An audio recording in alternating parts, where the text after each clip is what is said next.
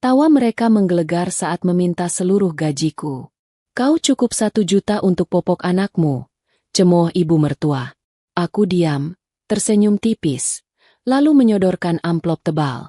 Seketika, wajah sombong mereka berubah pucat pasi, gemetar hebat saat melihat isinya. Sebelum ceritanya dimulai, silakan tulis di kolom komentar dari daerah mana saja teman-teman yang menonton cerita ini. Dan dengar cerita sambil aktivitas apa?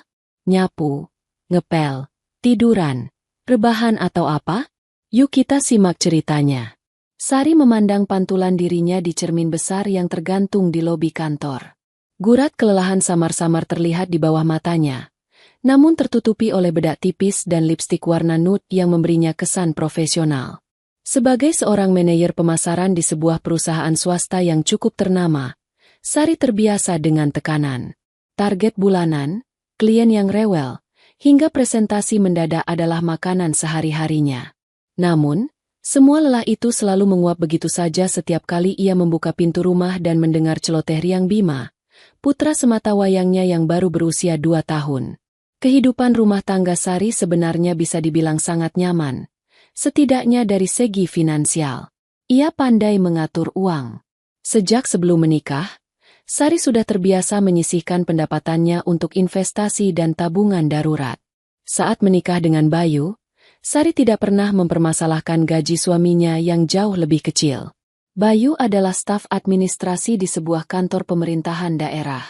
Gajinya stabil, tetapi pas-pasan jika harus menanggung gaya hidup di kota besar, apalagi dengan cicilan rumah dan kebutuhan susu Bima yang tidak murah. Bagi Sari, pernikahan adalah tentang kerjasama.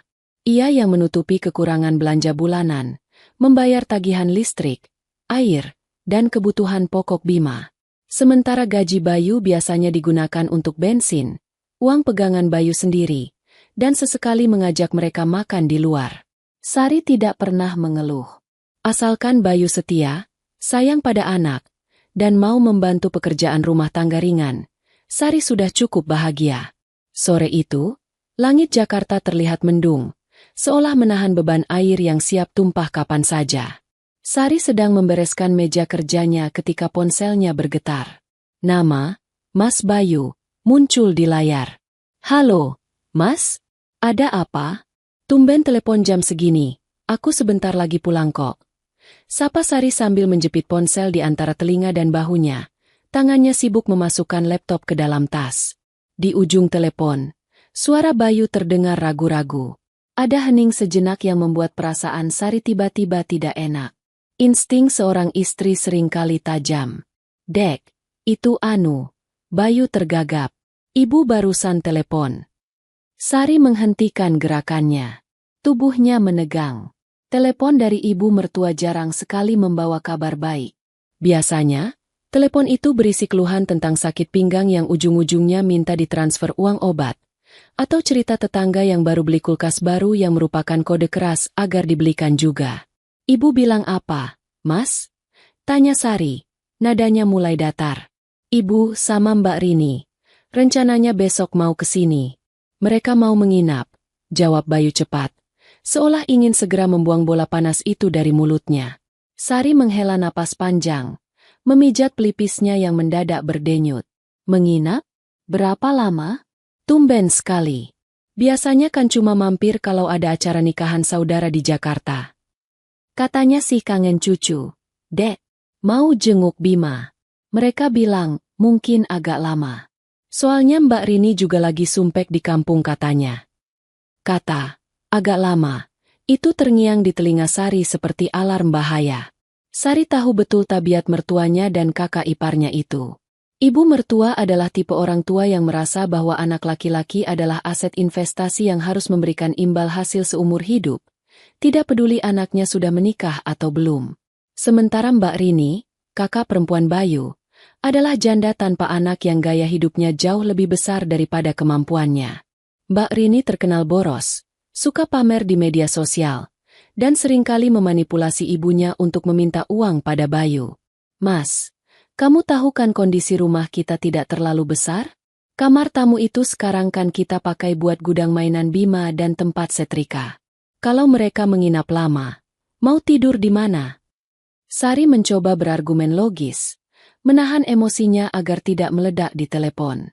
Ya nanti kita bereskan sedikitlah. Dek, kasihan ibu kalau ditolak. Masak sama orang tua sendiri perhitungan. Suara Bayu mulai terdengar memelas. Senjata andalannya setiap kali terpojok. Bukan perhitungan, Mas.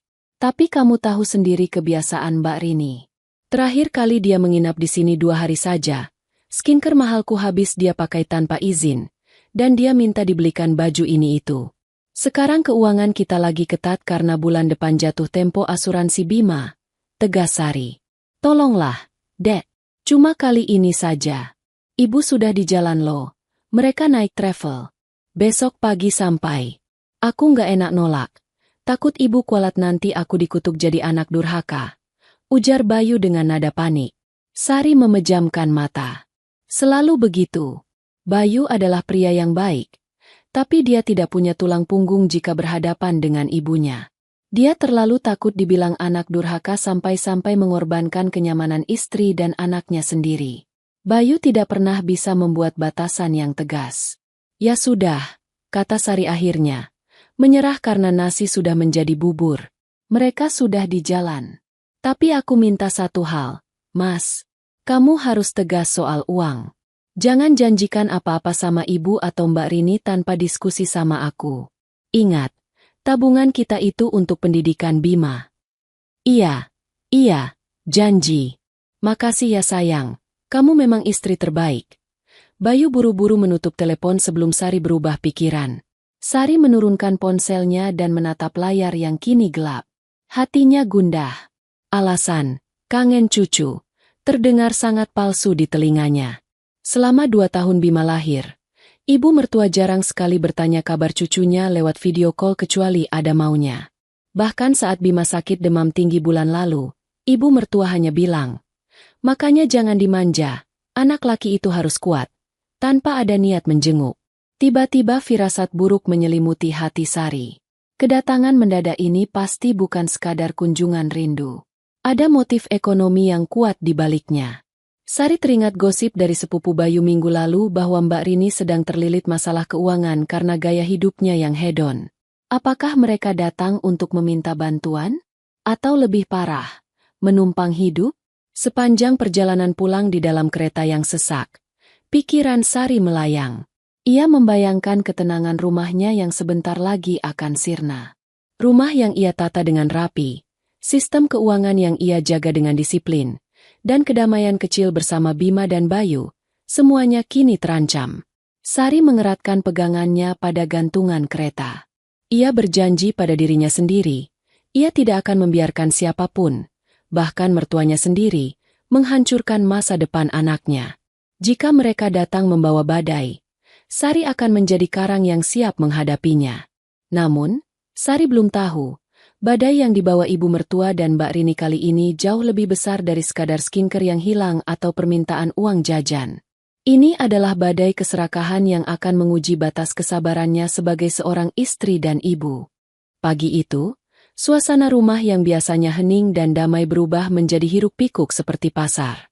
Sebuah mobil travel berhenti tepat di depan pagar rumah Sari. Dari dalamnya, sopir menurunkan bukan hanya 1 atau 2 tas, melainkan 4 koper besar dan beberapa kardus yang diikat tali rafia. Sari yang baru saja selesai memandikan Bima mengintip dari balik jendela dengan mata terbelalak. Mas, itu mereka mau pindahan atau mau menginap? Bisik Sari pada Bayu yang sedang terburu-buru memakai kemeja kerjanya. Bayu hanya meringis. Wajahnya tampak cemas. Sambut dulu Gih. Dek, aku harus absen pagi, nanti telat. Elak Bayu. Pengecut seperti biasa, memilih kabur daripada menghadapi situasi canggung di menit pertama. Sari menarik napas dalam-dalam, menggendong Bima, lalu membuka pintu depan dengan senyum yang dipaksakan sekuat tenaga. Selamat datang, Bu, Mbak Rini. Ibu mertua turun dari mobil dengan gaya baknyonya besar, meski pakaiannya sedikit berantakan karena perjalanan jauh. Matanya langsung menyapu seluruh halaman rumah Sari, meneliti setiap detail dengan tatapan menilai. Sementara itu, Mbak Rini sibuk menginstruksikan sopir travel untuk menaruh barang-barang di teras, sama sekali tidak mempedulikan Sari yang berdiri menyambut. Aduh, panas banget ya Jakarta. Debunya itu loh, bikin muka ibu kusam. Keluh ibu mertua sebagai kalimat pembuka, tanpa membalas salam Sari. Ia langsung nyelonong masuk ke dalam rumah tanpa melepas alas kakinya yang kotor. Bu, maaf, sandalnya dilepas dulu ya. Bima sering main di lantai, biar nggak kotor. Tegur Sari halus. Ibu mertua berhenti, menoleh dengan tatapan tersinggung. Ya ampun, sama mertua sendiri kok jijikan amat. Iya, ini ibu lepas. Ribet banget sih aturan di rumah ini. Dengan mendengus, ia melepaskan sandalnya sembarangan di tengah pintu, membuat siapapun yang lewat harus melangkahinya. Mbak Rini menyusul masuk, menyeret koper besarnya yang rodanya berbunyi gluduk-gluduk menggores lantai keramik. Sar, kamar tamunya mana? AC-nya sudah dinyalain belum? Aku gerah banget nih, butuh ngadem. Ujarnya tanpa basa-basi. Kamar tamu di sebelah sana. Mbak, tapi maaf, agak sempit karena sebagian barang Bima ada di lemari situ. Jawab Sari sambil menunjuk kamar di dekat dapur. Baru 1 jam mereka tiba. Suasana rumah sudah berubah drastis. Ruang tamu penuh dengan kardus oleh-oleh yang isinya entah apa, tapi baunya cukup menyengat. Sepertinya ikan asin atau terasi yang tidak dibungkus rapat. Televisi dinyalakan dengan volume maksimal karena ibu mertua pendengarannya sedikit berkurang tapi tidak mau mengaku. Sari, ini kok kulkas isinya cuma sayur sama buah? Sirup mana? Minuman dingin yang manis-manis gitu loh. Tamu datang jauh-jauh masa cuma dikasih air putih. Teriak Mbak Rini dari arah dapur. Ia membuka pintu kulkas lebar-lebar, membiarkan hawa dinginnya keluar sia-sia. Sari yang sedang menyuapi Bima makan pagi berusaha tetap tenang. Kami memang mengurangi gula, Mbak, demi kesehatan. Kalau Mbak Rini mau yang manis, nanti bisa beli di minimarket depan. Pelit amat. Cibir Mbak Rini cukup keras hingga Sari bisa mendengarnya. Bayu itu kerja keras. Masa istrinya nggak bisa nyediain minuman enak buat kakaknya? Hari-hari berikutnya adalah neraka kecil bagi Sari.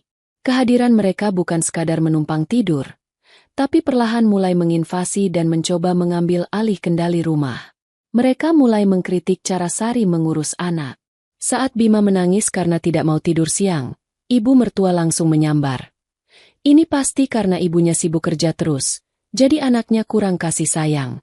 Coba kalau kamu di rumah saja, ngurus suami sama anak, pasti Bima nggak rewel begini. Kalimat itu menusuk hati Sari. Ia bekerja keras justru untuk masa depan Bima, tapi di mata mertuanya, wanita bekerja adalah dosa besar jika anaknya menangis sedikit saja. Masalah semakin meruncing ketika Sari menyadari barang-barang kebutuhan Bima mulai bocor. Stok susu formula mahal yang biasanya cukup untuk 1 bulan, tiba-tiba tinggal setengah kaleng dalam waktu seminggu. Awalnya Sari bingung, mengira Bima minum susu lebih banyak dari biasanya. Namun, misteri itu terpecahkan saat Sari pulang kerja lebih awal. Ia mendapati Mbak Rini sedang duduk santai di ruang tengah sambil maskeran. Di meja, ada mangkuk berisi bubuk putih yang dicampur air mawar. Sari mengenali bau susu itu. Itu susu premium Bima yang harganya ratusan ribu per kaleng. Mbak Rini pakai susu Bima buat maskeran. Tanya Sari tak percaya. Suaranya bergetar menahan amarah. Mbak Rini menoleh santai, tanpa rasa bersalah. Oh, ini? Iya. Sar, katanya susu bayi bagus buat mencerahkan kulit. Lagian Bima kan susunya banyak. Bagi dikit buat tantenya biar glowing kan gak apa-apa. Jangan kikir-kikirlah jadi orang. Mbak, itu susu khusus nutrisi otak. Harganya mahal. Bukan buat luluran.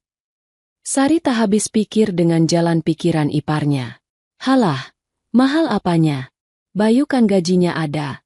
Tinggal beli lagi. Kamu ini perhitungan banget sama ipar sendiri. Sahut ibu mertua yang tiba-tiba muncul dari kamar, tentu saja membela putrinya. Sari mengepalkan tangannya. Ia ingin sekali berteriak bahwa yang membeli susu itu adalah uangnya, bukan uang Bayu. Gaji Bayu bahkan tidak akan cukup untuk membeli stok susu Bima sebulan penuh jika harus membayar listrik dan air juga. Tapi Sari menahannya. Ia tidak mau ribut di depan anaknya. Puncaknya adalah intervensi mereka soal peran istri. Setiap malam di meja makan, ibu mertua mulai melancarkan ceramah, budaya, versinya. Istri itu, setinggi apapun jabatannya, di rumah ya harus di bawah suami.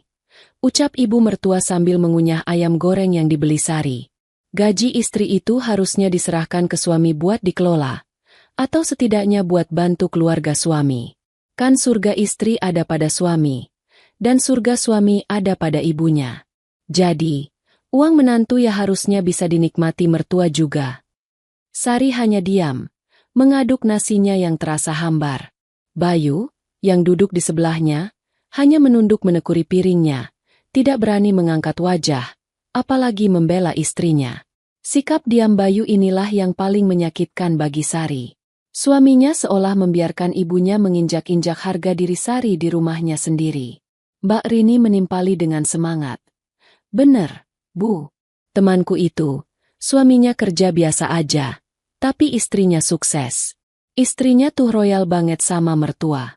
Dibelikan gelang emas, diajak jalan-jalan. Nggak kayak di sini, boro-boro emas. Minum sirup aja disuruh beli sendiri. Sari meletakkan sendoknya dengan sedikit keras, menimbulkan bunyi, klanting, yang membuat suasana hening sejenak. Maaf Bu, Mbak, saya lelah, mau tidurkan Bima dulu. Ucap Sari dingin, lalu beranjak pergi membawa Bima masuk ke kamar, meninggalkan mereka yang saling pandang dengan tatapan sinis. Di dalam kamar, Sari memeluk Bima erat-erat. Air matanya menetes satu persatu. Bukan karena sedih, tapi karena marah. Ia sadar, ini tidak bisa dibiarkan. Tanda-tandanya sudah sangat jelas. Mereka tidak hanya ingin menginap. Mereka ingin menguasai sumber daya di rumah ini. Dan yang paling berbahaya, mereka mulai mengincar gajinya dengan dalih agama dan bakti. Sari menghapus air matanya. Wajahnya yang tadi sendu kini berubah keras. Jika mereka ingin bermain api soal uang, maka Sari akan melayani mereka. Tapi dengan caranya sendiri. Sari mengeluarkan ponselnya, membuka aplikasi perbankan, dan mulai mengecek saldo serta riwayat pengeluarannya. Ia mulai menyusun rencana. Tidak, ia tidak akan mengusir mereka dengan teriakan. Ia akan membuat mereka pergi dengan logika mereka sendiri. Uang. Tanpa sepengetahuan Bayu yang masih sibuk menjadi anak penurut di ruang makan, Sari mengirim pesan singkat pada seorang kenalannya yang bekerja di bank bagian perkreditan. Rudi, tolong bantu aku cek status B checking atas nama Rini Astuti. Besok aku traktir makan siang. Ini penting. Perang dingin di rumah ini baru saja dimulai. Sari tidak akan membiarkan kerja kerasnya selama ini dirampok oleh benalu yang berkedok keluarga. Malam itu, udara di dalam rumah terasa jauh lebih gerah dari biasanya. Seolah dinding-dinding rumah ikut menahan napas menyaksikan ketegangan yang kian memuncak. Setelah makan malam yang canggung, di mana denting sendok beradu dengan piring menjadi satu-satunya suara yang dominan, ibu mertua tidak langsung beranjak ke kamar seperti biasanya. Ia duduk di sofa ruang tengah, menepuk-nepuk bantalan kursi di sebelahnya seolah memberi kode pada Mbak Rini untuk merapat. Wajahnya terlihat serius, namun ada kilatan antusiasme yang ganjil di matanya. Sari, Bayu, sini duduk dulu. Ibu mau bicara serius. Panggil ibu mertua dengan nada yang tidak menerima penolakan. Sari yang baru saja hendak membawa tumpukan piring kotor ke dapur menghentikan langkahnya. Ia menukar pandang dengan Bayu. Suaminya itu tampak gelisah. Matanya bergerak liar menghindari tatapan Sari. Firasat Sari mengatakan bahwa sidang dadakan ini sudah direncanakan sebelumnya oleh ibu dan kakaknya tanpa melibatkan Bayu. Atau mungkin Bayu sudah tahu tapi tidak punya nyali untuk memperingatkan istrinya. Sari meletakkan piring kotor itu kembali ke meja makan, lalu berjalan tenang menuju ruang tengah. Ia duduk di kursi tunggal, berhadapan langsung dengan koalisi, mertua dan ipar di sofa panjang, sementara Bayu duduk di ujung sofa, terpisah, tampak seperti terdakwa yang menunggu vonis. Ada apa, Bu? Tumben sekali kumpul begini.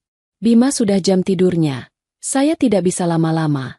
Buka Sari dengan nada datar namun tegas. Ibu mertua berdeham, memperbaiki letak kerudung instannya. Begini, Sar. Ibu perhatikan beberapa hari ini. Sepertinya pengaturan rumah tangga kalian ini amburadul. Kurang berkah. Alis Sari terangkat sebelah. Amburadul bagaimana maksud ibu? Selama ini kami baik-baik saja. Tidak ada kekurangan. Tagihan lunas, tabungan ada. Nah, itu dia masalahnya. Selam Mbak Rini cepat. Kakinya diangkat satu ke atas sofa. Sikap yang sangat tidak sopan di rumah orang lain. Kalian merasa cukup, tapi lupa sama kewajiban.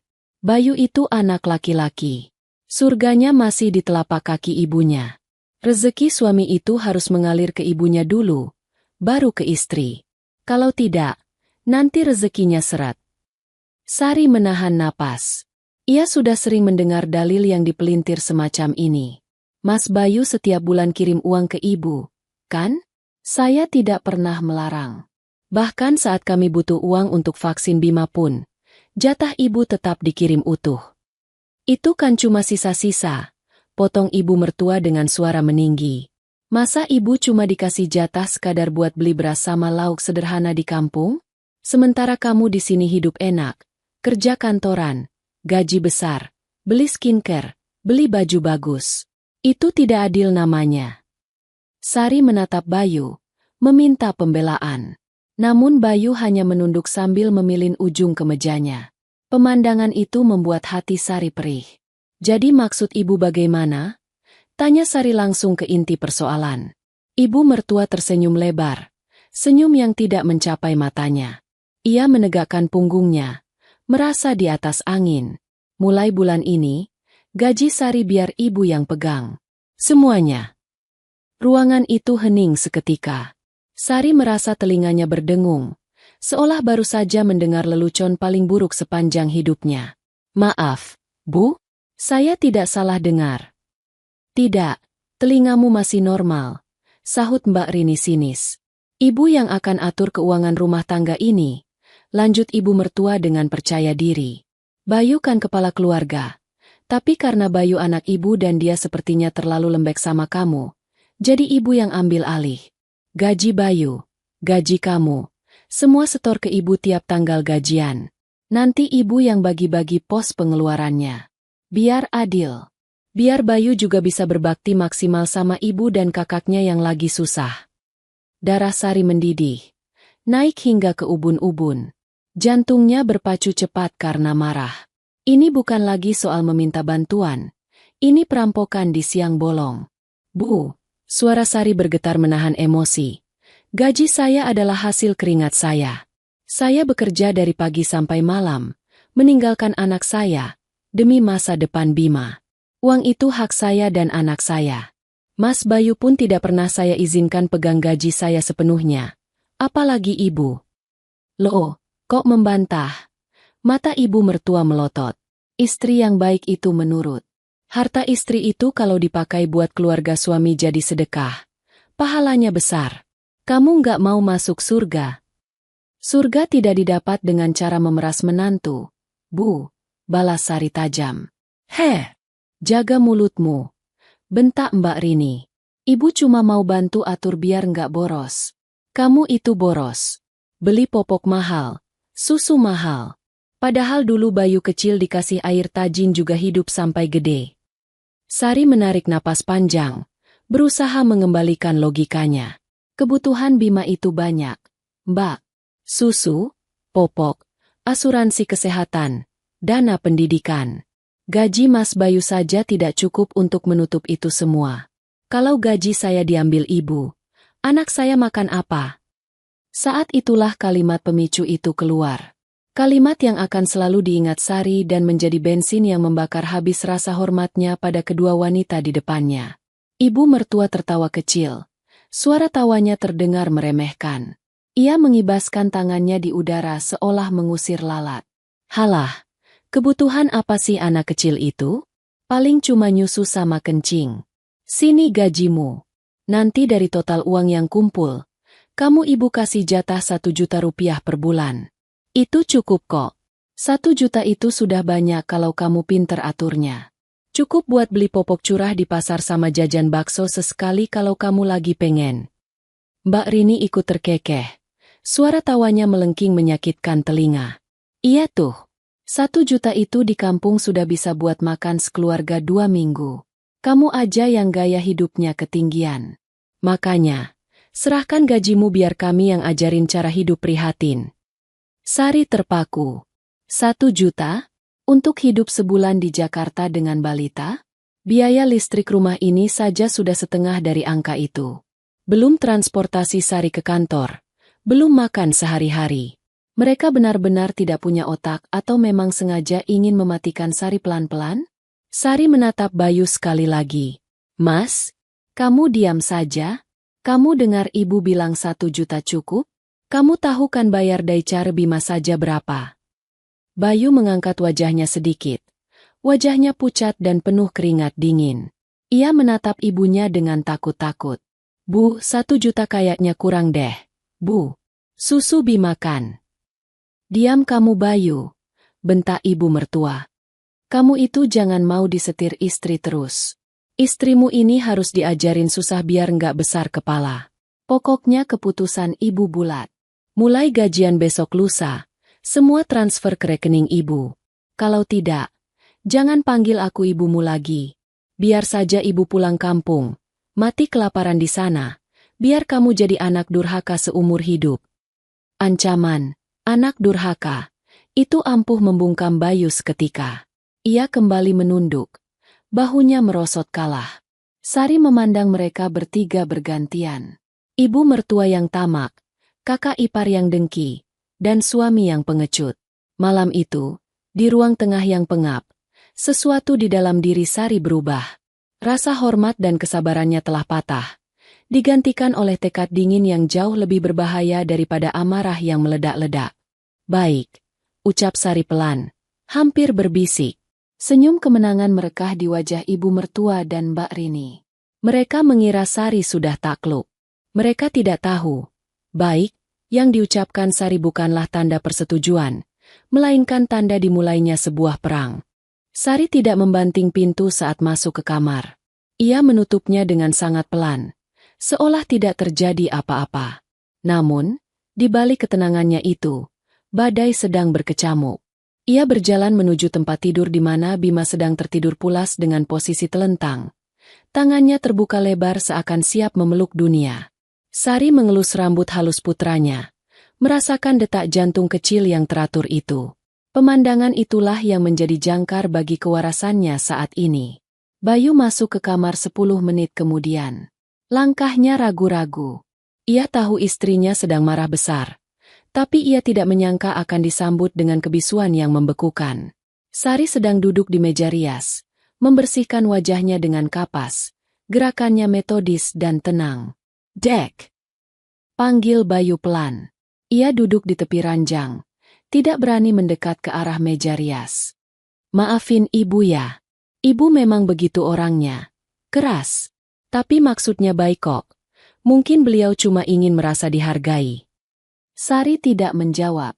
Ia terus mengusap wajahnya, menatap pantulan Bayu di cermin dengan tatapan kosong. Soal uang 1 juta itu. Nanti Mas bicara lagi sama ibu pelan-pelan. Pasti ibu ngerti kok kalau dijelaskan baik-baik. Kamu jangan masukin hati ya omongan Mbak Rini. Lanjut Bayu, mencoba mencairkan suasana yang kaku seperti es batu. Sari akhirnya meletakkan kapasnya. Ia memutar kursi riasnya menghadap Bayu. Wajahnya bersih tanpa ekspresi. Tidak ada air mata. Tidak ada teriakan. Mas, panggil Sari lembut. Namun nadanya membuat bulu kuduk Bayu meremang. Kamu sayang sama Bima? Ya sayanglah. Dek, pertanyaan macam apa itu? Dia kan anakku. Jawab Bayu cepat. Kalau kamu sayang Bima, kenapa kamu biarkan hak susunya mau diambil orang lain? Kamu tahu 1 juta itu tidak cukup. Kamu tahu matematika dasar. Tapi kenapa tadi kamu diam saja saat ibumu bilang begitu? Bayu mengusap wajahnya kasar. Terlihat frustrasi. Aku takut. Dek, kamu lihat sendiri ibu tadi ngancam mau mati kelaparan. Ngancam aku jadi anak durhaka. Aku nggak bisa lawan ibu kalau sudah bawa-bawa agama dan kutukan begitu. Ketakutanmu itu yang akan membunuh masa depan anakmu. Mas, ucap Sari dingin. mulai malam ini, aku tidak akan minta kamu membelaku lagi. Percuma. Kamu tidak punya tulang punggung di depan keluargamu. Jangan ngomong gitu dong, Sar. Tidur, Mas. Besok aku kerja. Aku butuh energi untuk cari uang yang mau dirampas ibumu. Potong Sari, lalu mematikan lampu utama kamar dan naik ke tempat tidur, memunggungi suaminya. Sari tidak bisa tidur malam itu. Matanya terpejam, tapi otaknya berputar cepat menyusun strategi. Ia menyadari satu hal krusial. Marah-marah dan menolak secara frontal tidak akan mempan menghadapi manusia tipe mertua dan iparnya. Mereka tidak menggunakan logika. Mereka menggunakan manipulasi emosi dan tameng, orang tua. Jika Sari melawan dengan keras, mereka akan semakin menjadi-jadi, berteriak pada tetangga bahwa Sari menantu durhaka, dan membuat drama yang akan mempermalukan Sari di lingkungan perumahan. Sari perlu strategi lain. Ia harus memberikan pelajaran telak yang menggunakan bahasa yang paling mereka mengerti. Uang. Mereka tamak. Dan ketamakan adalah kelemahan terbesar mereka. Sari akan membiarkan mereka merasa menang, membiarkan mereka terbang tinggi dengan angan-angan menguasai gaji Sari, sebelum akhirnya menjatuhkan mereka dengan keras ke tanah kenyataan. Keesokan paginya, Sari bangun lebih awal dari biasanya. Ia menyiapkan sarapan dengan rapi, bahkan tersenyum ramah pada ibu mertua yang sudah duduk menunggu kopi. Pagi, Bu. Ini kopinya. Gulanya sedikit kan biar nggak diabetes. Sapa Sari manis. Ibu mertua tampak curiga sesaat, tapi kemudian tersenyum puas. Ia pikir taktik gertakannya semalam berhasil membuat Sari takut dan tunduk. Nah, gitu dong. Jadi mantu itu harus tahu diri. Sudah sadarkan kalau omongan ibu semalam itu benar? Iya, Bu. Saya pikir-pikir semalam. Ada benarnya juga. Mungkin selama ini saya terlalu boros. Jawab Sari dengan nada merendah yang dibuat-buat. Soal gaji itu, nanti pas gajian lusa, kita bicarakan teknis penyerahannya ya, Bu. Mata Mbak Rini langsung berbinar. Serius? Sar? Wah, mantap. Gitu dong. Nanti aku bantuin ibu catat pengeluarannya. Tenang aja. Sari hanya tersenyum tipis. Silakan, Mbak. Saya pamit kerja dulu. Sesampainya di kantor, Sari tidak langsung mengerjakan laporan bulanan.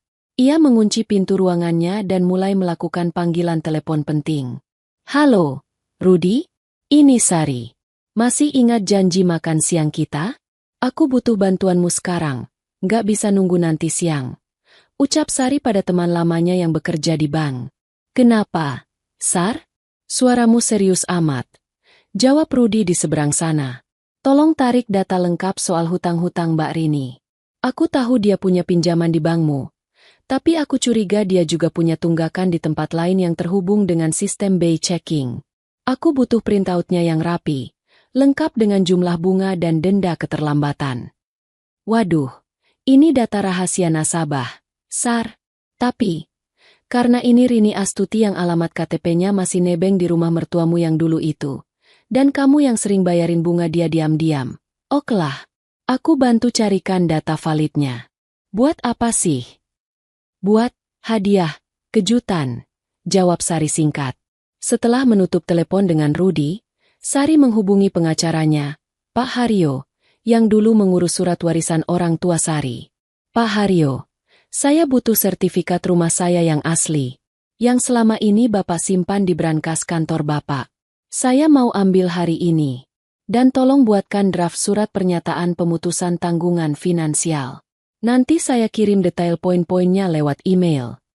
Sepanjang hari itu, Sari bekerja seperti mesin. Ia mengumpulkan semua bukti tagihan bulanan Bima selama setahun terakhir. Kwitansi vaksin, struk pembelian susu, bukti transfer bayaran Daicara, hingga tagihan listrik dan air. Ia menyusunnya dalam sebuah tabel yang sangat rinci, lalu mencetaknya di atas kertas tebal. Ia juga mencetak mutasi rekeningnya sendiri yang menunjukkan betapa banyaknya aliran dana keluar untuk menutupi kebutuhan rumah tangga yang seharusnya menjadi tanggung jawab Bayu. Sari ingin semuanya hitam di atas putih. Angka tidak pernah berbohong, dan angka-angka inilah yang akan menjadi tamparannya nanti. Siang harinya, Rudy mengirimkan berkas yang diminta lewat kurir instan. Saat Sari membuka amplop coklat dari Rudy, matanya terbelalak membaca rincian hutang Mbak Rini. Pinjaman online ilegal, kartu kredit macet, hingga cicilan motor yang sudah menunggak 3 bulan. Totalnya puluhan juta rupiah. Pantas saja Mbak Rini kangen cucu dan lari ke Jakarta. Dia sedang dikejar debt collector. Sari tersenyum miris. Jadi ini alasan sebenarnya, gumamnya. Kalian mau pakai gajiku untuk menutup lubang gali lubang kalian? Mimpi. Sari menyatukan semua dokumen itu. Sertifikat rumah, bukti tagihan Bima, rincian hutang Rini, dan surat pernyataan dari pengacara. Ia memasukkannya ke dalam sebuah amplop coklat tebal yang terlihat sangat menggoda. Amplop itu terlihat gemuk, seolah-olah berisi gepokan uang tunai jutaan rupiah. Sore itu, sebelum pulang, Sari menatap amplop tebal di tangannya. Ini adalah amplop kejutan yang akan mengakhiri drama ini sekali dan untuk selamanya. Ia sudah tidak sabar melihat wajah sombong mereka berubah menjadi pucat pasi. Diamnya Sari bukan berarti ia kalah. Diamnya Sari adalah ancang-ancang untuk menerkam. 2 hari menjelang tanggal gajian adalah periode waktu yang terasa paling lambat dalam hidup Sari. Rumah yang dulunya adalah tempat perlindungan, kini berubah menjadi medan perang psikologis yang menyesakkan dada.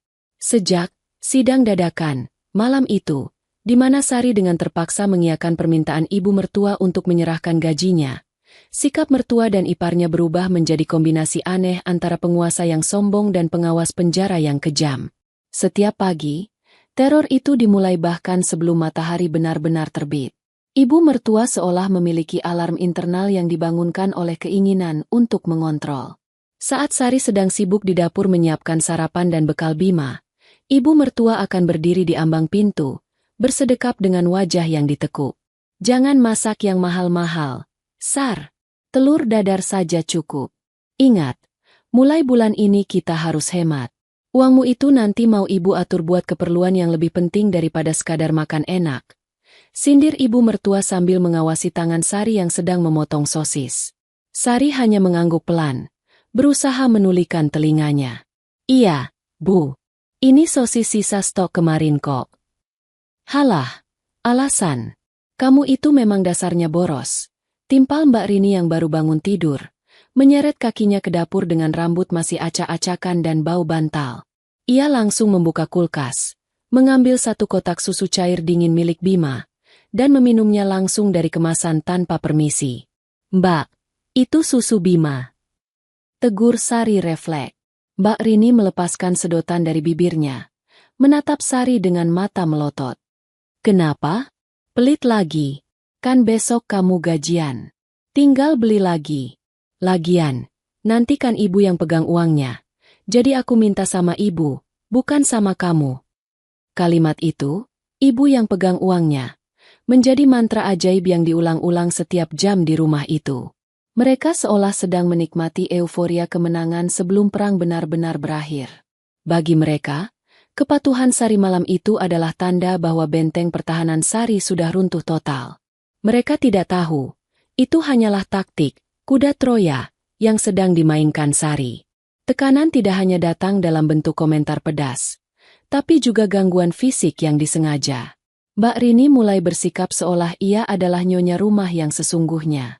Pakaian kotornya ditaruh sembarangan di sofa ruang tamu, bungkus camilan berserakan di karpet tempat Bima biasa bermain, dan suara televisi yang menyala hampir 24 jam dengan volume keras. Suatu sore, sepulang kerja, Sari mendapati kamarnya sedikit berantakan. Posisi botol parfumnya bergeser, dan ada bekas bedak tabur di meja riasnya yang berwarna gelap. Sari tahu, Mbak Rini pasti masuk ke kamarnya saat ia tidak ada. Rasa privasi yang dilanggar membuat darah Sari mendidih, namun ia menahannya. Ia harus tetap pada perannya, menantu yang sudah pasrah dan kalah. Mbak Rini tadi masuk kamar saya ya? Tanya Sari saat makan malam, nadanya datar tanpa emosi. Mbak Rini yang sedang asyik mengunyah ayam goreng, yang katanya harus hemat tapi dia sendiri makan 2 potong, menjawab enteng. Oh, iya. Tadi nyari charger HP. Punyaku rusak. Sekalian nyobain bedakmu yang merek luar negeri itu. Ternyata biasa aja ya. Nggak bikin putih instan. Bayu yang duduk di seberang Sari hanya diam. Pura-pura sibuk dengan nasinya. Ia tahu istrinya sedang diuji kesabarannya. Tapi ketakutannya pada ibunya membuatnya lumpuh. Bayu memilih menjadi penonton bisu dalam ketidakadilan yang terjadi di rumahnya sendiri. Malam harinya, tekanan beralih ke masalah teknis penyerahan uang. Ibu mertua memanggil Sari lagi ke ruang tengah. Kali ini wajahnya lebih berseri-seri. Matanya berkilat penuh harap. Sar, besok kan tanggal 25. Gajian kan? Tanya ibu mertua to the point. Iya, Bu. Besok gajian. Jawab Sari sambil melipat pakaian Bima. Ya sudah. Nanti begitu uang masuk. Langsung transfer ke rekening ibu ya. Atau kalau kamu ribet, sini kartu ATM MU beserta PIN-nya. Biar Mbak Rini yang ambilkan tunai. Ibu lebih suka pegang uang tunai. Rasanya lebih mantap. Ujar ibu mertua tanpa rasa malu sedikit pun. Meminta PIN ATM orang lain adalah hal yang tabu. Tapi bagi ibu mertua, itu adalah haknya sebagai pemimpin baru di rumah ini. Sari berhenti melipat baju. Ia menatap ibu mertua dengan tatapan yang sulit diartikan. Di dalam hatinya, ia tertawa sinis. Enak saja minta ATM, batinnya. Namun, mulutnya mengucapkan skenario yang sudah ia susun rapi. Waduh, Bu, kalau kartu ATM jangan ya. Soalnya itu kartu gabungan sama rekening kantor buat urusan operasional juga. Saya bisa kena tegur bos kalau kartunya berpindah tangan. Bohong Sari dengan wajah polos yang meyakinkan. Wajah ibu mertua sedikit kecewa. Terus gimana? Transfer saja. Begini saja, Bu. Sari merendahkan suaranya. Seolah sedang merencanakan kejutan manis. Biar ibu puas dan mantap memegangnya. Saya akan ambilkan tunai semuanya. Semua gaji saya, bonus bulan ini, dan sisa tabungan belanja. Saya akan masukkan ke dalam amplop besar. Jadi nanti ibu bisa langsung pegang fisiknya. Bisa langsung ibu bagi-bagi pos pengeluarannya di depan mata. Lebih enak kan? Mendengar kata tunai, bonus, dan amplop besar, mata ibu mertua dan Mbak Rini langsung terbelalak lebar. Imajinasi mereka langsung meliar. Mereka membayangkan gepokan uang merah yang tebal. Wah, ada bonusnya juga Sar.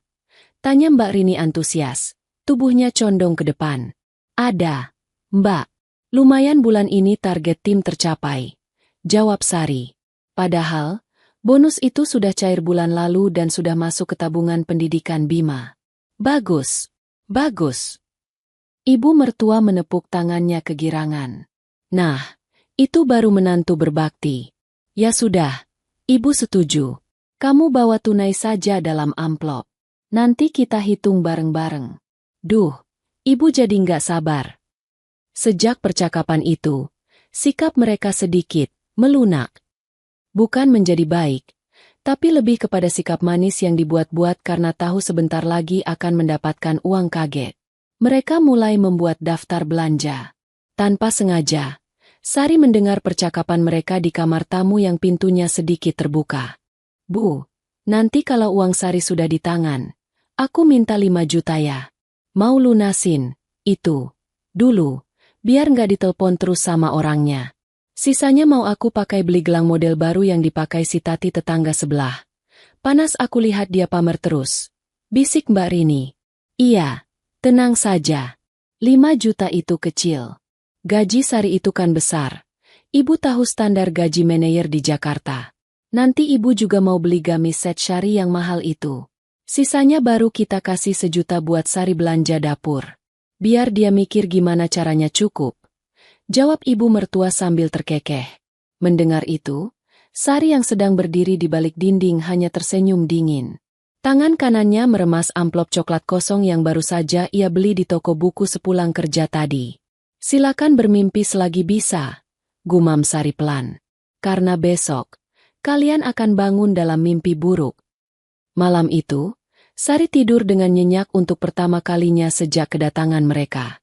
Persiapannya sudah 100%. Dokumen-dokumen memalukan itu sudah tersusun rapi, bukti-bukti tagihan sudah dijumlahkan, Dan surat sertifikat rumah sudah ia amankan salinannya di dalam tas kerja.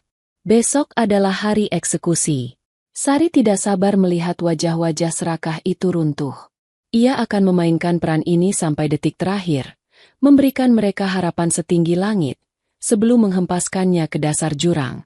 Tekanan yang mereka berikan selama berhari-hari ini, hinaan tentang 1 juta cukup, dan perlakuan mereka pada Bima, semuanya akan dibayar lunas. Tunai. Dalam 1 amplop tebal. Hari Jumat itu, langit Jakarta tampak labu sejak pagi, seolah alam semesta pun tahu bahwa badai akan segera pecah di rumah Sari. Hujan turun rintik-rintik, menciptakan suasana lembab dan dingin di luar. Namun di dalam ruang keluarga rumah Sari, udara terasa panas dan sesak oleh antisipasi. Sari pulang kerja sedikit lebih lambat dari biasanya. Ia sengaja mampir ke kedai kopi sebentar, menenangkan diri, dan mematangkan mentalnya. Ia tahu, begitu ia melangkah masuk rumah, panggung sandiwara akan dibuka untuk adegan terakhir. Di tasnya, amplop coklat tebal itu terasa berat, bukan karena isinya uang, tapi karena bobot kebenaran yang ada di dalamnya. Pukul 7 malam, Sari tiba di rumah. Begitu membuka pintu, ia langsung disambut oleh pemandangan yang menggelikan sekaligus menyedihkan. Di ruang keluarga, ibu mertua, Mbak Rini, dan Bayu sudah duduk manis. Mereka sudah mandi, berpakaian rapi, dan wanginya semerbak. Sepertinya mereka menganggap malam ini sebagai perayaan besar. Di atas meja, bahkan sudah tersedia teh manis hangat dan pisang goreng, sesuatu yang tidak pernah mereka buatkan untuk Sari sebelumnya. Assalamualaikum. Sapa Sari datar sambil melepas sepatunya. Waalaikumsalam. Sari sudah pulang. Sini, masuk. Sambut ibu mertua dengan senyum lebar yang dipaksakan hingga gusi-gusinya terlihat. Keramahannya terasa palsu dan menjijikan. Capek ya kerja seharian? Minum dulu tehnya. Ibu buatkan spesial manis buat kamu. Sari menahan rasa mual melihat kemunafikan itu. Terima kasih, Bu. Saya mandi dulu sebentar ya. Lengket kena hujan. Loh, nanti saja mandinya. Kita selesaikan dulu urusan itu. Ibu sudah nunggu dari tadi sore loh. Selam Mbak Rini tidak sabaran. Matanya terus melirik ke arah tas kerja Sari. Sebentar saja, Mbak. Saya tidak nyaman bicara kalau badan kotor. 10 menit, tegas Sari, lalu berjalan masuk ke kamar. Di dalam kamar, Bayu mengikutinya. Wajah suaminya tampak pucat dan cemas. Dek, kamu beneran mau kasih semua gajimu ke ibu? Aku minta maaf ya aku nggak bisa cegah ibu. Tapi nanti aku janji bakal bujuk ibu biar jatah kita ditambah. Nggak cuma 1 juta. Sari menatap suaminya lewat pantulan cermin sambil melepas jilbab kerjanya. Tatapannya dingin, tanpa belas kasih. Bayu sudah terlambat untuk meminta maaf atau berjanji. Tidak usah repot-repot membujuk. Mas, aku sudah atur semuanya. Kamu duduk saja yang manis di luar. Lihat dan dengarkan baik-baik nanti. Jawab Sari singkat. Selesai mandi dan berganti pakaian rumah yang santai, Sari keluar membawa tas kerjanya. Ia mengambil amplop coklat tebal itu, memegangnya dengan kedua tangan. Jantungnya berdebar kencang, bukan karena takut, tapi karena adrenalin. Suasana di ruang keluarga langsung hening begitu Sari muncul. Semua mata tertuju pada amplop coklat di tangannya. Tebal. Sangat tebal. Mungkin sekitar 2 atau 3 senti ketebalannya. Mata ibu mertua berbinar-binar seperti anak kecil melihat tumpukan permen. Mbak Rini bahkan sampai menelan ludah, membayangkan berapa banyak lembaran uang 100 ribuan yang ada di dalamnya. Sari duduk di kursi tunggal, berhadapan dengan mereka bertiga. Ia meletakkan amplop itu di atas meja kaca, tepat di tengah-tengah. Suara amplop yang mendarat di meja terdengar, buk, menandakan isinya yang padat. Nah, ibu mertua langsung memajukan badannya. Ini dia yang ditunggu-tunggu. Amanah anak berbakti. Sari tersenyum misterius. Ini Bu, sesuai permintaan ibu kemarin. Di dalamnya sudah saya masukkan semua. Hak, ibu. Gaji saya, bonus, dan hitung-hitungan keuangan rumah tangga ini. Saya sudah atur semuanya biar ibu tidak pusing lagi membagi pos pengeluarannya. Semuanya ada di situ. Alhamdulillah, seru ibu mertua. Tangannya sudah gatal ingin meraih amplop itu. Kamu memang anak baik, Sari. Kalau dari awal begini kan enak. Rumah tangga jadi adem. Ibu jadi merasa dihargai. Mbak Rini ikut menimpali. Iya, Sar. Nanti kalau ada lebihnya. Tenang aja, kita nggak akan lupa sama kamu kok. Paling nggak kita belikan oleh-oleh kalau kita belanja. Bayu hanya diam menunduk. Tidak berani menatap amplop itu. Ia merasa ada yang salah. Istrinya terlalu tenang. Sari yang ia kenal adalah wanita yang logis dan perhitungan. Tidak mungkin semudah ini menyerahkan hasil keringatnya. Tapi melihat tebalnya amplop itu, Bayu juga bingung. Apa Sari benar-benar sudah dicuci otaknya oleh ibunya? Silakan dibuka, Bu. Dihitung dan diperiksa isinya.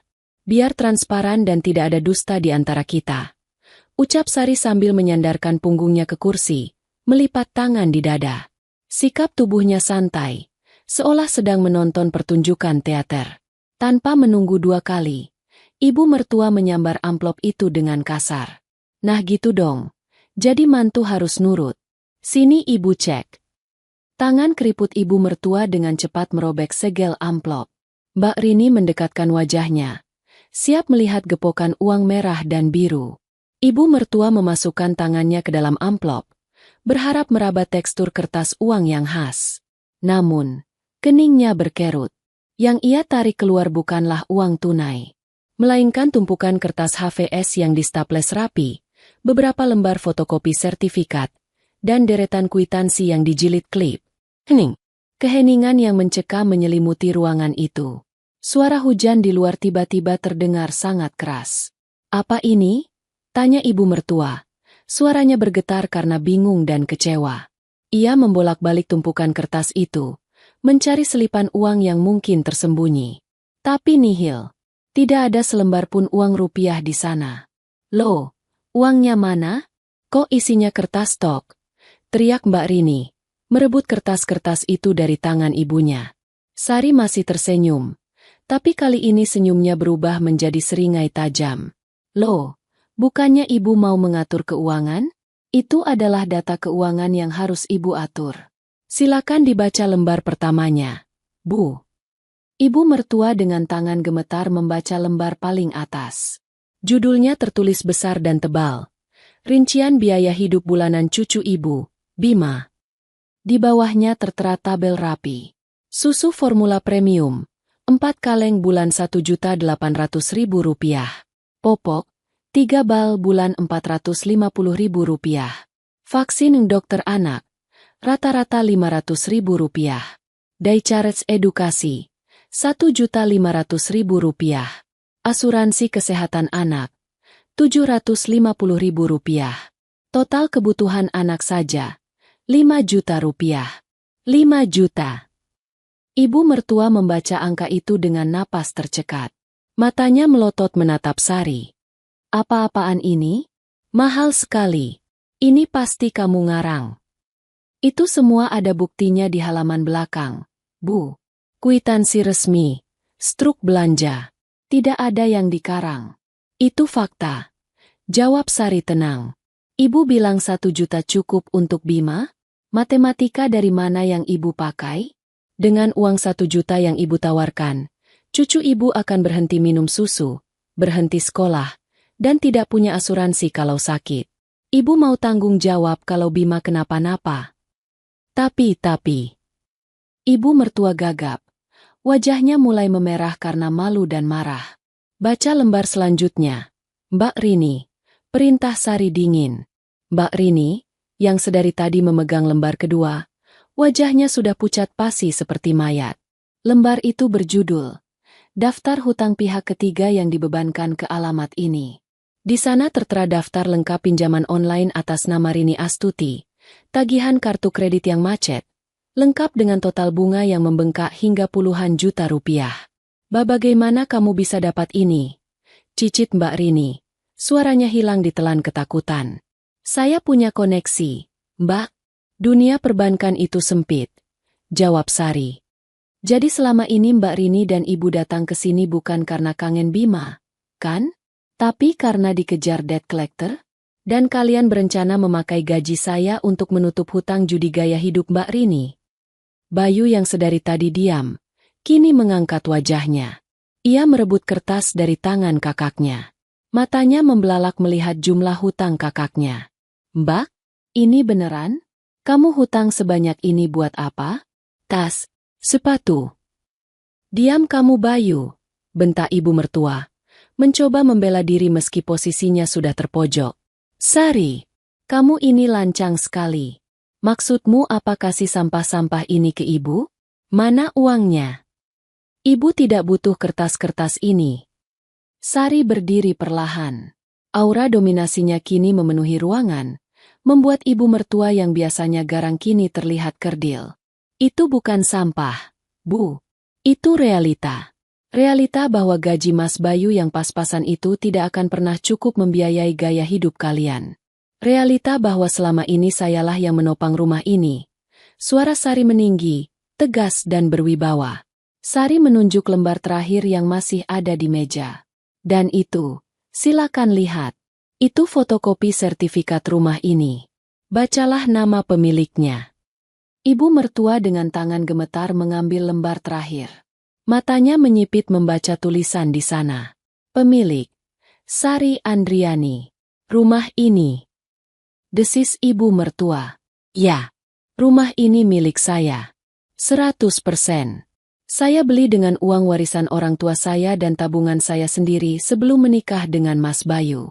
Mas Bayu tidak punya hak sepeser pun atas atap yang menaungi kepala kalian saat ini, ucap Sari menusuk. Jadi, lanjut Sari, menatap mata mereka satu persatu dengan tajam.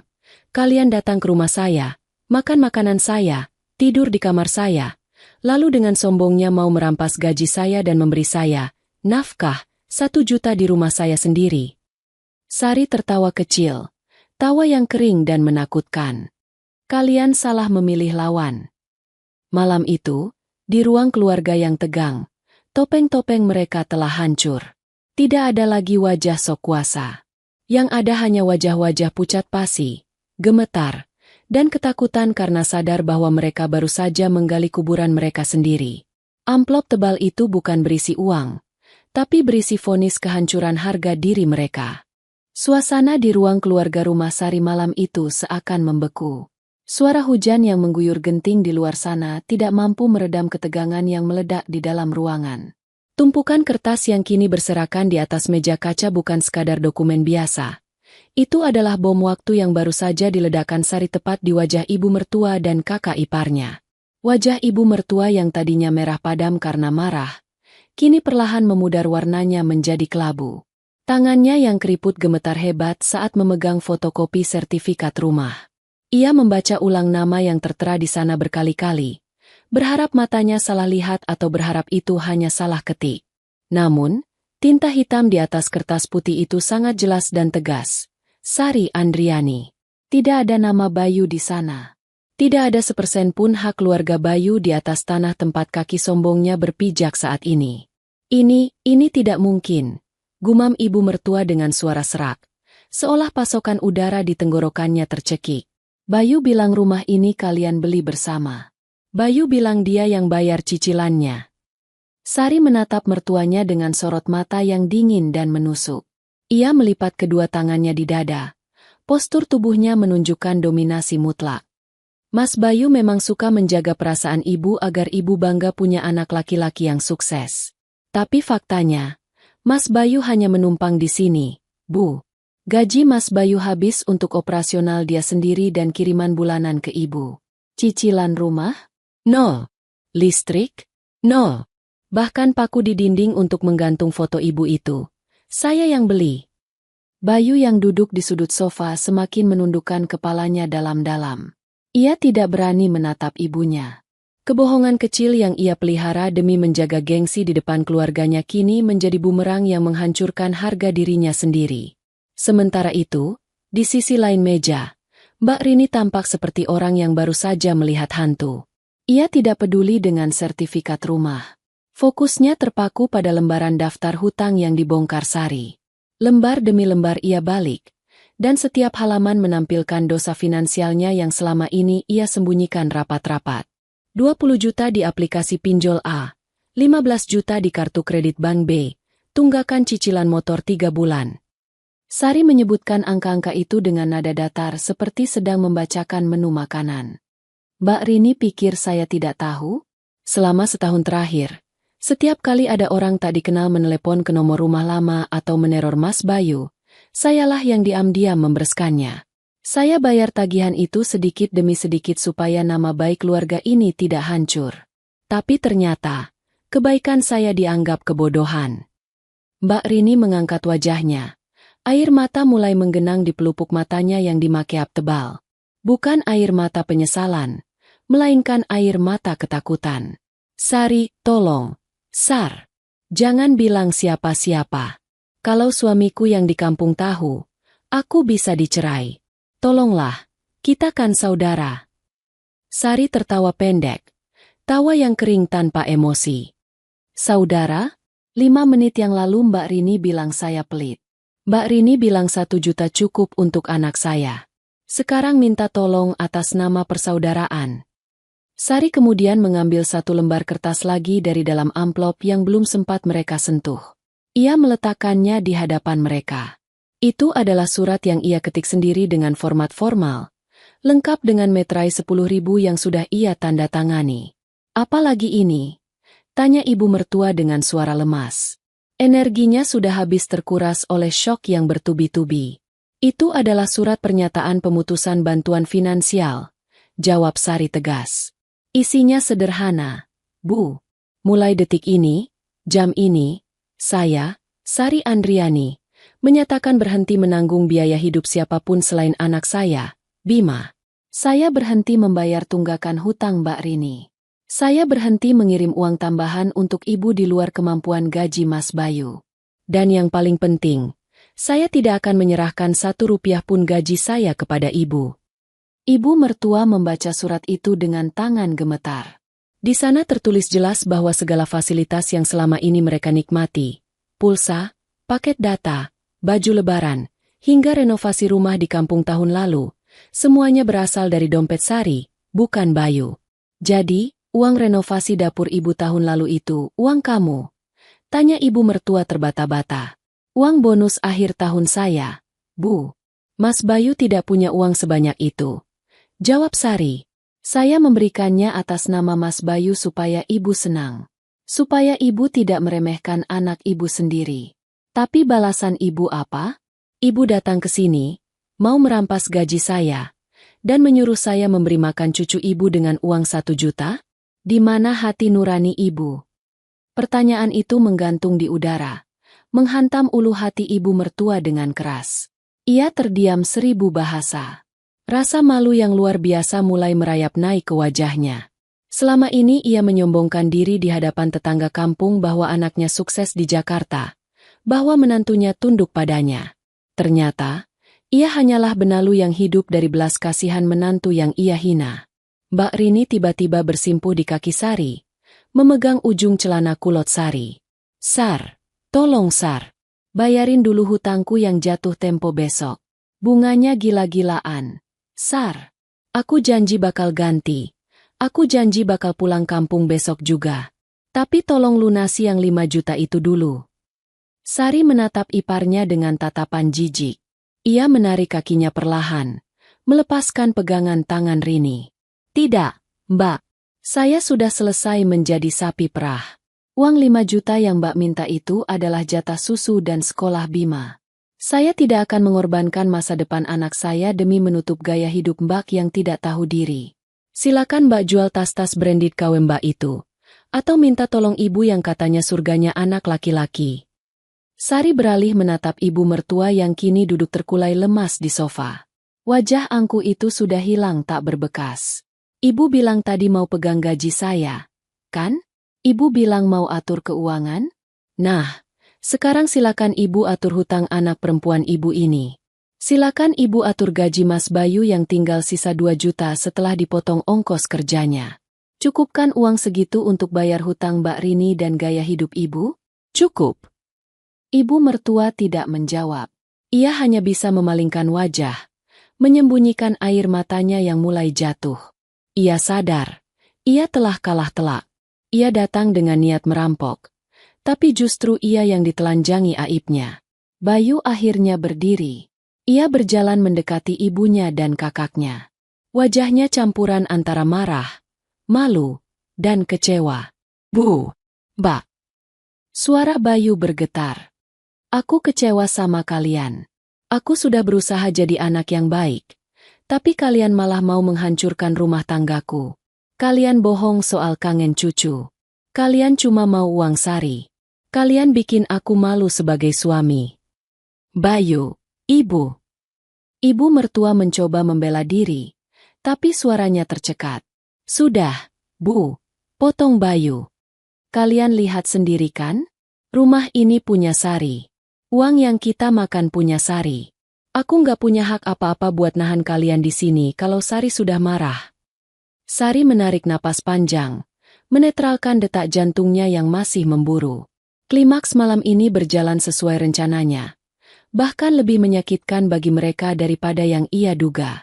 Amplop tebal itu bukan berisi uang yang bisa membuat mereka kaya, tapi berisi kenyataan yang membuat mereka miskin seketika. Miskin harga diri dan miskin argumen. Malam ini sudah larut, ucap Sari memecah keheningan. Suaranya kembali tenang namun penuh otoritas. Ia melirik jam dinding yang menunjukkan pukul 9 malam. Silakan tidur. Tapi ingat, ini malam terakhir kalian tidur nyenyak di rumah saya dengan fasilitas saya. Sari membereskan kertas-kertas di meja, memasukkannya kembali ke dalam amplop, kecuali fotokopi hutang Mbak Rini yang sengaja ia tinggalkan tergeletak di meja sebagai pengingat dosa. Besok pagi, saya ingin melihat perubahan, ujar Sari sambil berbalik badan menuju kamar, meninggalkan 3 orang yang masih terpaku dalam kehancuran masing-masing di ruang tengah. Langkah Sari terasa ringan. Beban di pundaknya seolah terangkat bersamaan dengan terbukanya topeng-topeng mereka. Matahari pagi di Jakarta bersinar cerah, kontras dengan suasana muram di dalam rumah Sari. Biasanya, pagi hari di rumah itu diwarnai dengan suara televisi yang keras atau keluhan ibu mertua soal menu sarapan. Tapi pagi ini, rumah itu hening. Hening yang canggung dan menyakitkan. Sari bangun seperti biasa, memandikan Bima, dan bersiap-siap. Namun, ada satu hal yang berbeda.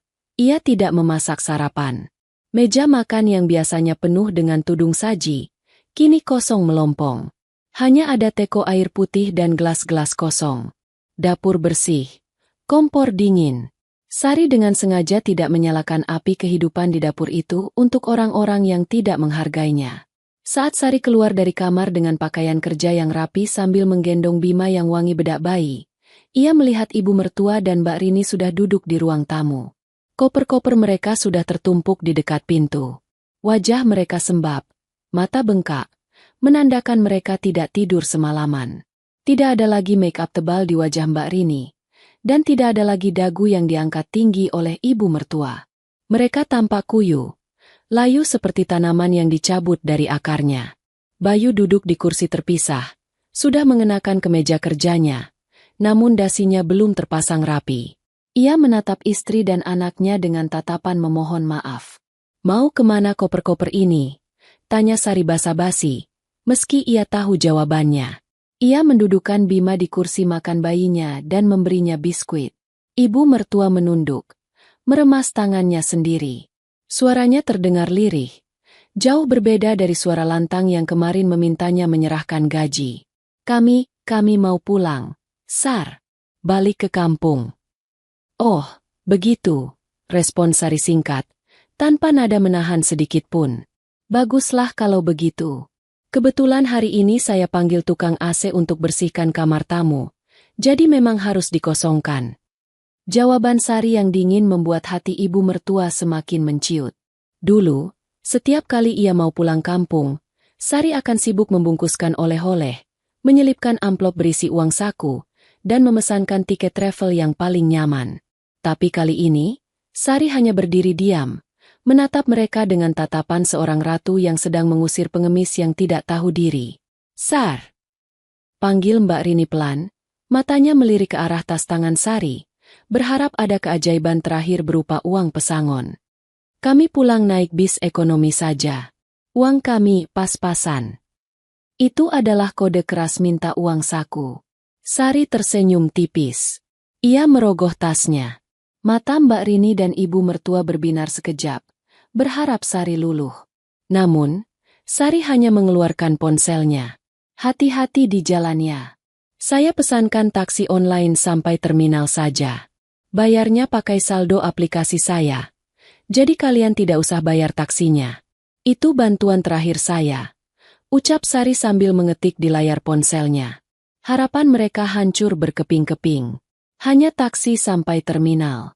Tidak ada amplop tebal. Tidak ada pelunasan hutang. Tidak ada bekal makanan. Sar, kamu tega membiarkan ibu pulang dengan tangan kosong?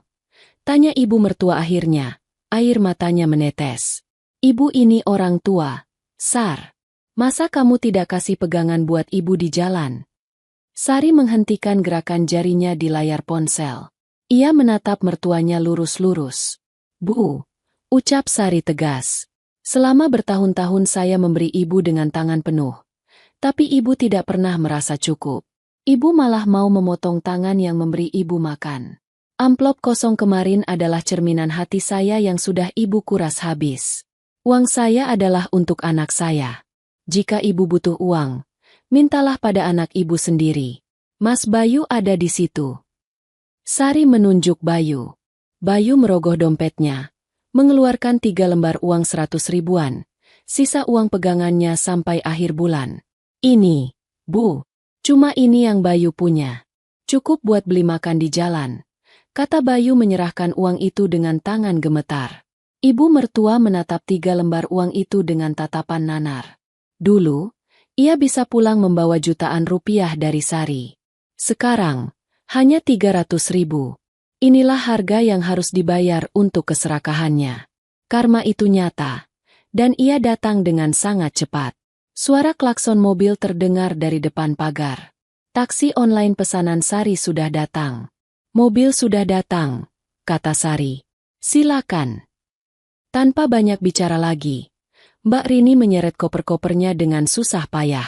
Tidak ada sopir travel yang membantu mengangkat barang kali ini. Ibu mertua berjalan tertatih-tatih di belakangnya. Punggungnya yang biasanya tegak kini membungkuk karena malu. Mereka berjalan melewati Sari tanpa berani menatap mata menantunya itu. Saat mereka sampai di pintu, Sari bersuara lagi, memberikan ultimatum terakhir. Bu, Mbak Rini, panggil Sari. Mereka berhenti dan menoleh. Jangan pernah datang lagi ke rumah ini dengan niat menguasai apa yang bukan hak kalian. Rumah ini milikku. Uangku untuk anakku. Jika ibu mau atur keuangan, atur gaji anak ibu sendiri yang jumlahnya pas-pasan itu. Jika kalian mencoba membuat onar lagi atau menjelekkan nama saya di kampung, saya tidak akan segan memproses bukti-bukti hutang Mbak Rini ke jalur hukum dan memblokir akses Mas Bayu ke kalian. Paham? Mereka mengangguk cepat dengan wajah ketakutan, lalu buru-buru masuk ke dalam taksi, seolah ingin segera lari dari aura intimidasi Sari yang begitu kuat. Mobil itu pun melaju pergi, membawa serta benalu yang selama ini menggerogoti kebahagiaan rumah tangga Sari. Sepeninggal mereka, rumah terasa sangat lega. Udara yang masuk terasa lebih segar. Sari menutup pintu depan dan menguncinya rapat-rapat, seolah mengunci semua energi negatif di luar sana. Ia berbalik dan melihat Bayu masih berdiri mematung di ruang tamu. Suaminya itu tampak kacau. Dek! Bayu mendekat, lalu tiba-tiba berlutut di hadapan Sari. Ia memeluk kaki istrinya sambil menangis sesenggukan. Maafin aku, Dek. Aku bodoh. Aku suami yang tidak berguna. Aku biarkan mereka injak-injak kamu. Maafin aku. Sari menatap suaminya yang menangis di kakinya. Rasa marahnya sudah reda, berganti dengan rasa lelah yang luar biasa. Ia tahu Bayu bukan orang jahat, hanya terlalu lemah dan tidak punya pendirian. Tapi kejadian ini adalah tamparan keras yang dibutuhkan Bayu untuk menjadi dewasa. Sari memegang bahu Bayu, memintanya berdiri. Bangun, Mas. Jangan bersimpuh di kaki manusia. Bayu berdiri, menghapus air matanya. Aku janji, Dek. Mulai sekarang aku akan tegas. Aku nggak akan kirim uang ke ibu kalau kebutuhan rumah dan Bima belum terpenuhi. Aku akan blokir nomor Mbak Rini kalau dia minta uang lagi. Tolong kasih aku kesempatan lagi. Sari menatap mata suaminya dalam-dalam, mencari kesungguhan di sana. Ia melihat penyesalan yang nyata. Ini kesempatan terakhir, Mas, ucap Sari pelan namun tajam. Aku bisa hidup sendiri dan membesarkan Bima dengan uangku sendiri. Aku tidak butuh suami yang cuma jadi beban pikiran. Kalau kamu tidak berubah, surat berikutnya yang aku keluarkan bukan lagi surat rincian hutang, tapi surat gugatan cerai. Bayu mengangguk kuat-kuat. Wajahnya pucat mendengar ancaman itu. Iya, Dek. Aku mengerti. Aku janji. Sari menghela napas panjang, melepaskan beban di dadanya. Ya sudah. Sana cuci muka. Terus berangkat kerja. Nanti telat. Kita mulai lagi dari awal. Tapi dengan aturan baru. Bayu mencium kening Sari dengan penuh rasa terima kasih dan hormat. Lalu berpamitan pada Bima. Setelah Bayu pergi, Sari kembali duduk di kursi makannya, menemani Bima yang sedang asyik mengunyah biskuitnya. Bima tertawa riang, tidak tahu menahu tentang badai yang baru saja berlalu. Sari tersenyum, kali ini senyum yang tulus dan damai. Ia melihat sekeliling rumahnya. Rumah ini adalah istananya. Istananya yang ia bangun dengan keringat dan air mata. Dan hari ini, ia telah berhasil mempertahankan istananya dari serbuan musuh. Mertua dan ipar yang serakah pulang dengan malu dan tangan hampa. Karma telah melakukan tugasnya dengan sempurna. Sari memeluk Bima, mencium pipi gembil anaknya. Semuanya sudah beres. Nak, sekarang kita bisa hidup tenang. Uang ibu hanya untuk Bima, untuk masa depan Bima. Sari kembali fokus membesarkan anaknya dengan uang hasil jerih payahnya sendiri. Tanpa gangguan, tanpa drama, dan yang terpenting, tanpa benalu. Ia telah memenangkan perangnya, bukan dengan teriakan, tapi dengan kecerdasan dan sebuah amplop yang memberi pelajaran paling berharga bagi mereka yang serakah. Tamat.